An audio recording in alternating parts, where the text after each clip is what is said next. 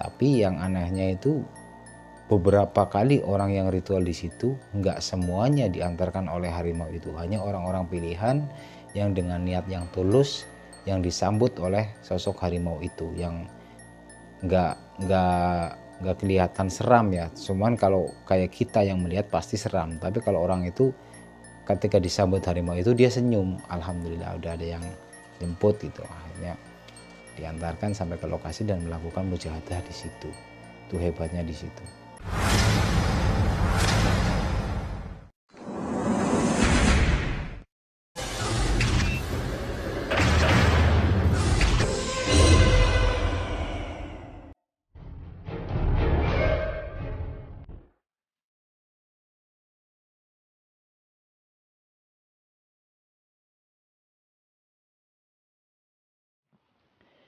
Assalamualaikum warahmatullahi wabarakatuh. Alhamdulillahirrabbilalamin. Wassalatu wassalamu ala asrafil anbiya'i wal mursalin wa ala alihi wa sahbihi ajma'in. Allahumma salli wa sallim ala sayyidina Muhammad wa ala ali sayyidina Muhammad walhamdulillahi rabbil alamin. Selamat malam, selamat berjumpa lagi di channel Hanif Story. Saya doakan semoga semuanya sedulurku dimanapun kalian berada senantiasa dalam kesehatan, keberkahan ya di dalam kehidupan ini. Amin amin ya robbal alamin. Pada kesempatan malam hari ini saya ingin menyampaikan sebuah cerita yang baru saja saya baru pulang dari lokasi tempat ritual yang bernama Mas Sangger atau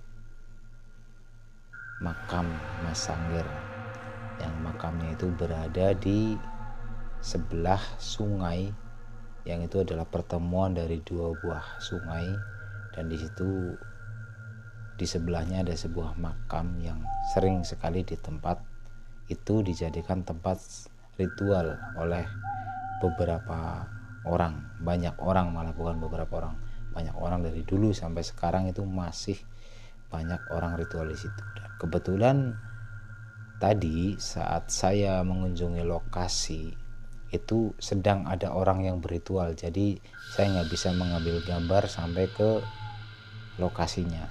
Mungkin karena sudah terlalu malam, tadi saya kesana itu udah jam 12 lewat ya, jam 12 lewat hampir setengah satu, jadi mungkin saya terlambat. Di situ sudah ada orang yang sedang melakukan ritual.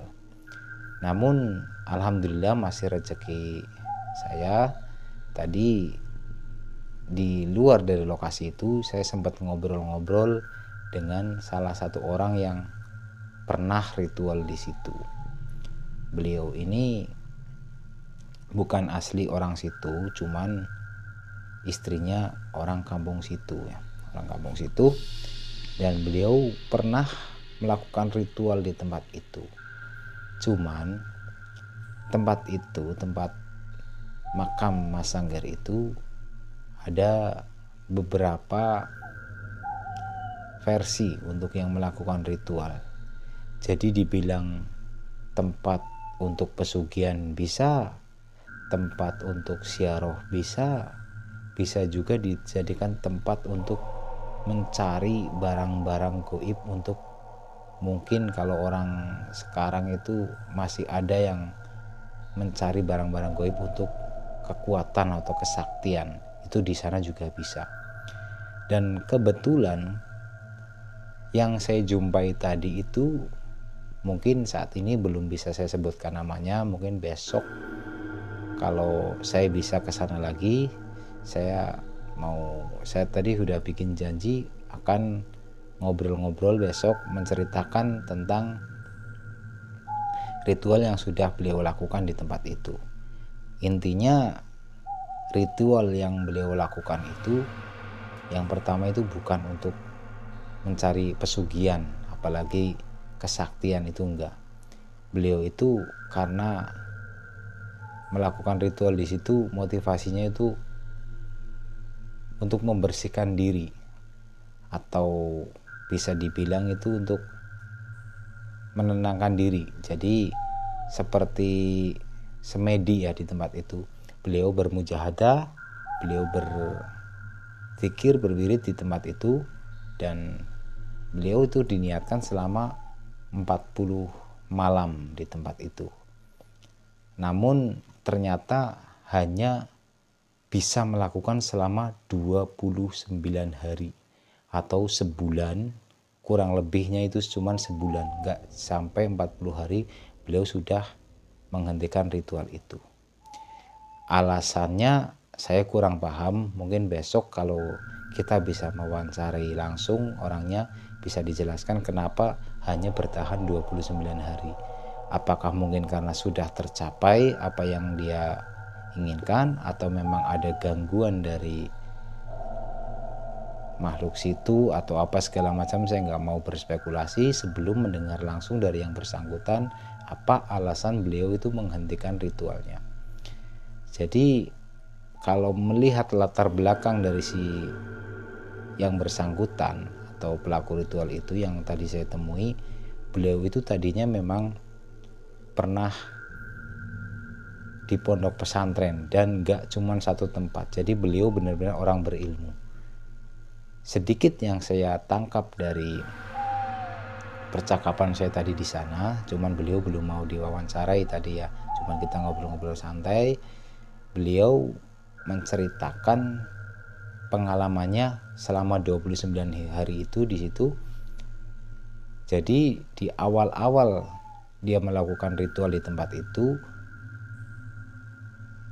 beliau itu mandi di sungai Tempuran itu, padahal setahu saya itu arusnya deras dan juga dalam, tapi memang itu bagian dari runtutan acara atau runtutan acara ritualnya itu memang seperti itu. Jadi beliau mandi di tempat itu di awal-awal ritual, tapi semakin kesini setelah beberapa hari itu nggak perlu mandi, jadi datang ke situ langsung melakukan mujahadah di situ.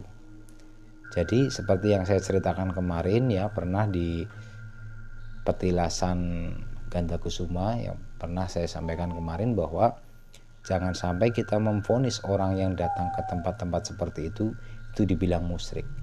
Jadi kita nggak tahu, wallahu alam.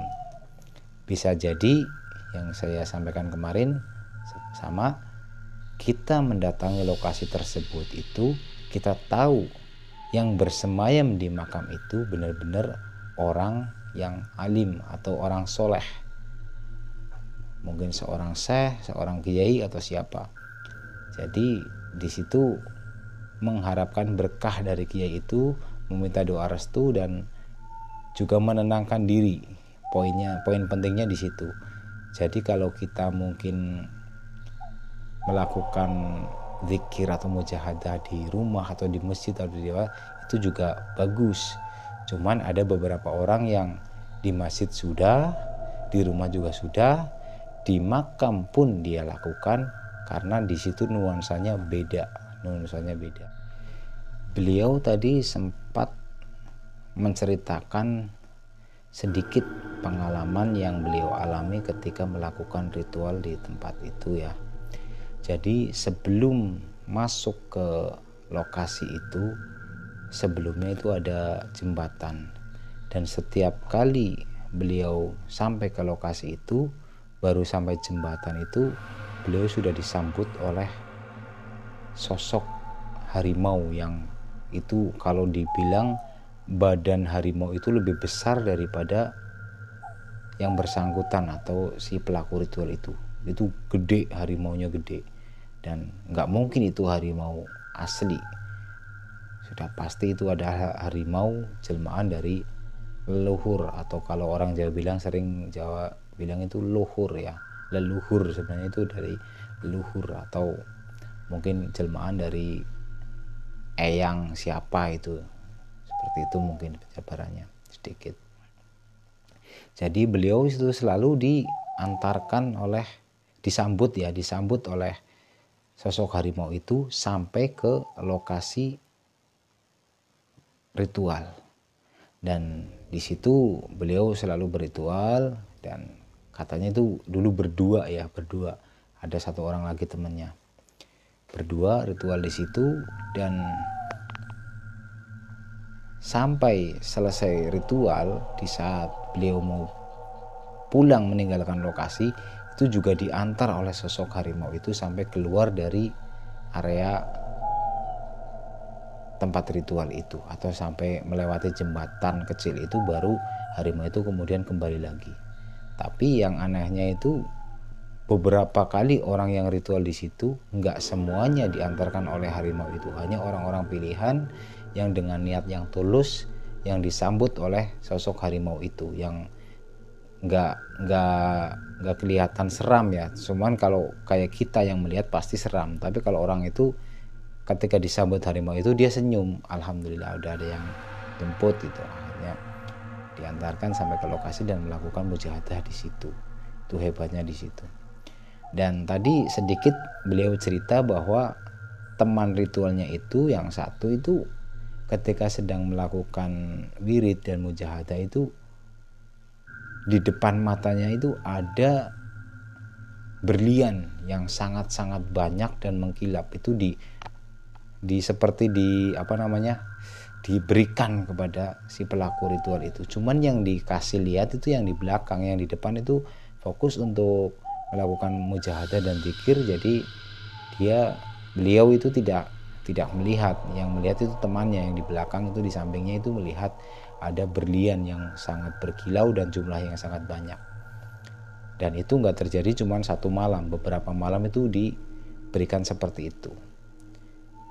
Yang satunya ini, yang temannya itu sempat berpikiran untuk mengambil, cuman setelah cerita sama yang di depan itu, yang memimpin ritual itu, dilarang karena bukan itu tujuan kita. Itu hanya pengalihan untuk menguji apa tujuan kita kemari gitu.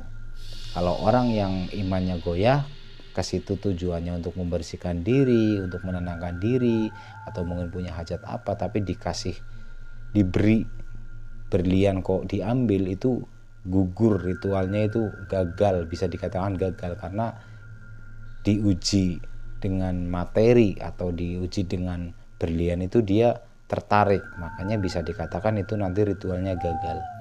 Dan ini masih jadi tanda tanya yang saya tadi ceritakan, kenapa beliau melakukan ritual yang tadinya itu 40 hari, kenapa dilakukan cuma 29 hari. Mungkin besok insya Allah kalau saya bisa wawancara langsung dengan yang bersangkutan, beliau bisa menceritakan langsung alasannya kenapa cuma 29 hari ya. Seperti itu. Jadi kalau menurut saya ini sebuah pengalaman yang luar biasa, karena tempat itu sebenarnya nggak jauh dari rumah saya, itu nggak jauh. Kalau saya naik motor ke sana itu paling-paling sekitar 5 atau 7 menit itu saya sampai ke lokasi itu.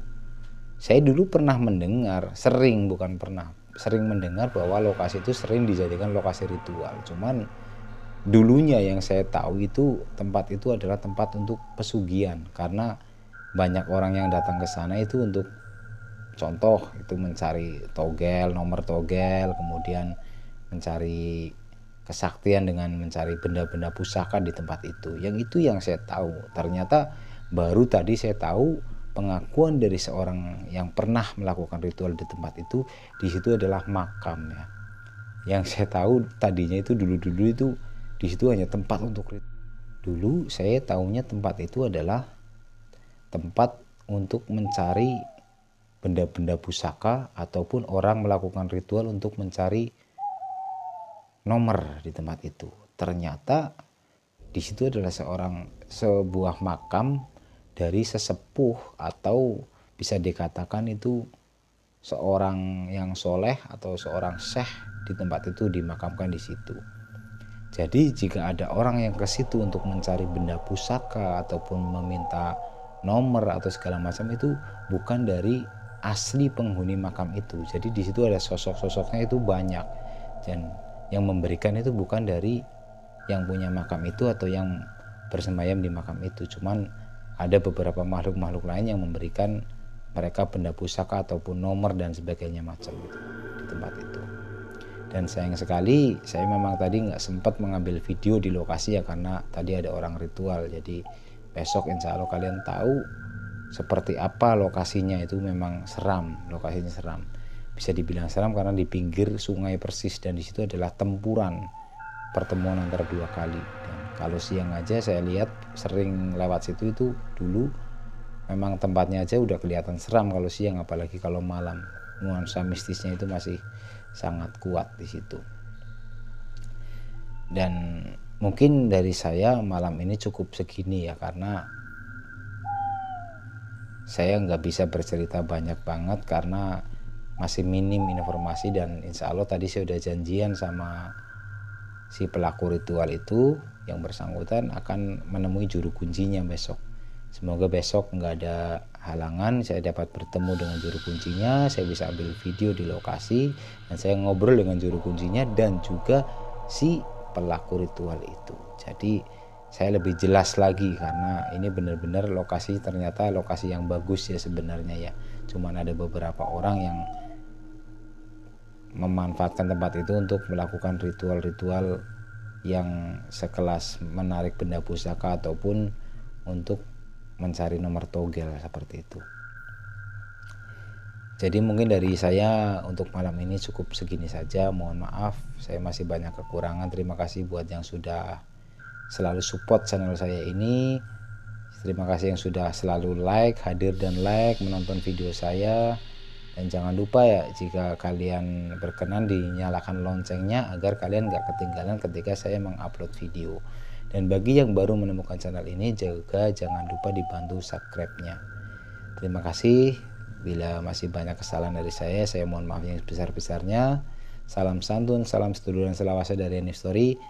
Wassalamualaikum warahmatullahi wabarakatuh.